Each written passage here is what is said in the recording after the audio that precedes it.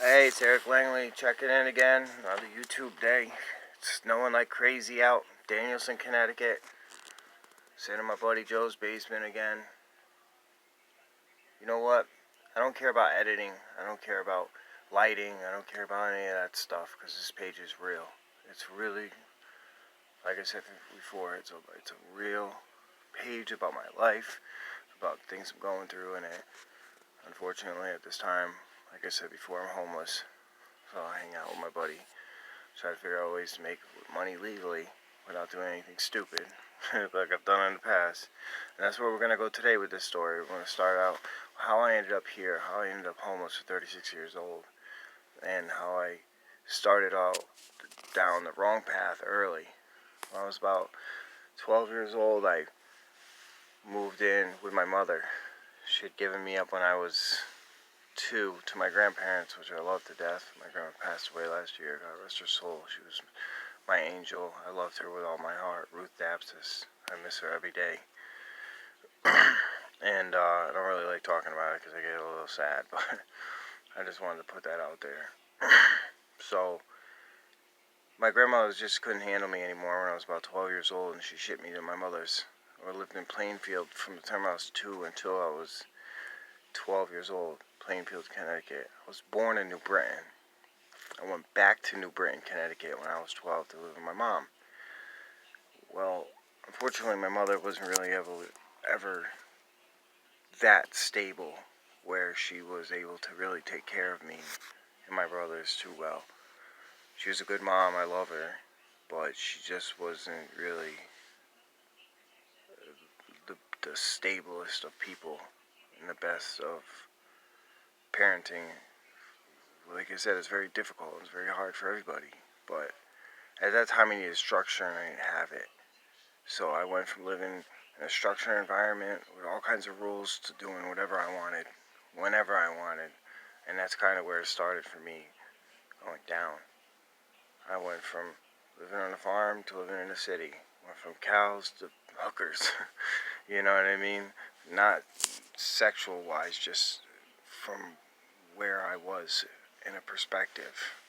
Basically cornfields and hay fields, and then, blocks, pimps, prostitutes, and stuff like that. I kind of loved the city. I loved being able to do whatever I wanted, and the girls and women and, drugs. That's where it always starts. I started selling weed. My brother was into selling drugs, and he put me onto it, and I loved money and making money and doing what I had to do. So when I lived in New Britain, I just kind of ran the streets. I met a girl. She was 15. I was 12.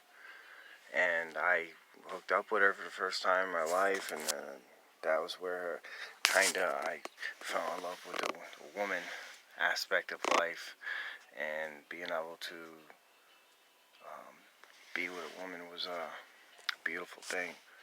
And ever since then, I've kind of always veered towards relationships and being with a woman because I just love the feeling of somebody needing me and wanting me. Since I probably have some issues with my mother, as I said, I never really had that mother instinct. My mother never really had that instinct to love me like she should. So I guess I could say I have some issues there. So I always wanted to please a woman or make them feel like I was the most important thing in her life. So I did everything in the wrong ways, though. I went from, just having a beautiful home and two people that love me to doing whatever I want to do whenever I want to do it. And I regret that because if I would have stayed and did what I was supposed to do with my grandparents, I would have never went to New Britain and made the bad decisions that I made. And I ultimately probably would have had a little bit better of a life or be in a better situation than I am now. But you know what? I decided to make this YouTube page because I feel like that everybody has something that they're good at. I don't know if I'm really good at this, but I feel like if I could have a voice and I can express my voice and express myself, that maybe there'll be a situation where I can get out of this poverty and out of this homelessness. I'm not on here asking people for money. That's not what this is about. This is about me trying to do something bigger and better, not just for me, but for people who need help too, because there is programs out there, but it makes it almost impossible to get help, funding, or a place to live or anything. I'm on the list for the shelter. I've been on the list for 2 weeks and I'm still out in the snow and it sucks. Like I said though, when I made the decision to move back to New Britain and stay with it didn't last very long because I was just everywhere. I was selling drugs, I was making bad decisions, I was with, a couple different women. And I'm only 12 years old at the time, so when I, when I went in, I went all the way in, and I just blew up. I was good at it, man. I was good at the streets, I was good at the hustle, I was good at meeting women, and I was good at pleasing women, and just everything that I did to the best of my abilities, like to this day. I know that it looks like I might be all fucked up or not, in the best state, but I am fine. I'm just tired because I really never get any sleep. I don't sleep well at all. I'm never comfortable. And life just sucks. So, for now, that's what we're going to start out with my story for where it all began. And I'm going to check in later, maybe do another video and update everybody on where I'm at and what's going on now. But as of right now, we're going to sign out with a big peace. Thank you for watching.